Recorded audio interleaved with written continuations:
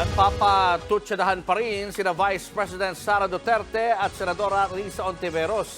Sabi ni VP, wala na siyang natitirang respeto para sa senadora. Pero buwelta naman ni Hontiveros, hindi respeto ang kanyang hinihingi kundi paliwanag sa confidential funds. Nasa frontline ng balitang yan si Marian Enriquez. Umiinit ang sagutan ni na Vice President Sara Duterte versus Senator Risa Hontiveros at Congresswoman Franz Castro. I do not respect Ms. Castro and Ms. Hontiveros. I have no respect for them. Buwelta naman ang senadora. Hindi ko kailangan na ang respeto mo, VP Sara. Kung hindi mo kayang irespeto ang mga katrabaho mo, irespeto mo man lang sana ang paggasta ng pera ng bayan. Nag-ugat ang patutsadahan sa pagbusisi ni Hontiveros at Castro sa ginastos na 125 million pesos na confidential funds ni VP Sara kahit wala naman yan sa 2022 budget ng Office of the Vice President. Galing ang pera sa contingent fund ng Office of the President na inilipat sa OVP. Ang pondong yan naubos daw ng OVP sa loob lang ng 19 na araw. Pagkatapos ng mga pagdinig ng Senado at Kamara sa isang pahayag idinaan ni VP Sara ang patutsada niya kina Hontiveros at Castro. Nauna naman ang iginiit ni Hontiveros na walang masamang magtanong kung paanong ginastos ang pera ng bayan. Hindi aniya special ang OVP. Sagot naman dyan ni Duterte. Hindi naman kami ever nagsabi na special ang Office of the Vice President. In fact, we respected the process doon sa budget hearing ng House of Representatives and ng Senate. The discretion, the decision whether to grant confidential funds is really up to Congress.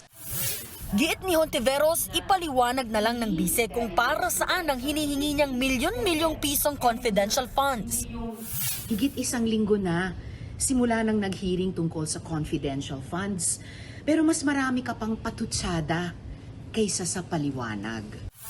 Ganyan din ang ipinunto ni ACT Teachers Party List Representative Franz Castro. Bukod sa confidential funds, pinuna rin ng kongresista ang nasa 2 milyong estudyanteng hindi nakapag-enroll ngayong school year. Tanong niya kay VP Sara na siya ring tumatayong Education Secretary na saan ang mga hindi nakapag-enroll.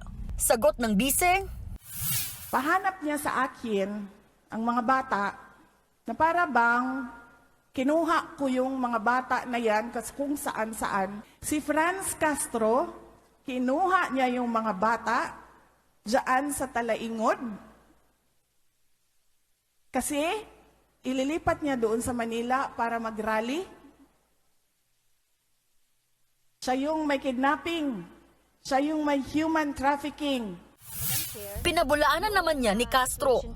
Itong trump-up cases na child abuse. So funny talaga, so nakakatawa talaga. Wag siyang mamersonal kasi ang sinatanong ko lang naman saan niya ba dinala yung confidential fund. Sa susunod na linggo, isasalang na sa plenary debates ang panukalang budget para sa 2024. Ayon sa House Appropriations Committee, hindi ginalaw ang hiling na kabuuang 650 million pesos na confidential funds ng OVP at DepEd. Nagbabalita mula sa Frontline, Marian Enriquez, News 5. Mga kapatid, Cheryl Cosing po, huwag maging bilis at maging una sa lahat para sa tuloy-tuloy na balitaan at karagdagang impormasyon sa mga napapanahong issue ng lipunan. Tumutok lamang at mag-subscribe sa social media pages ng News 5.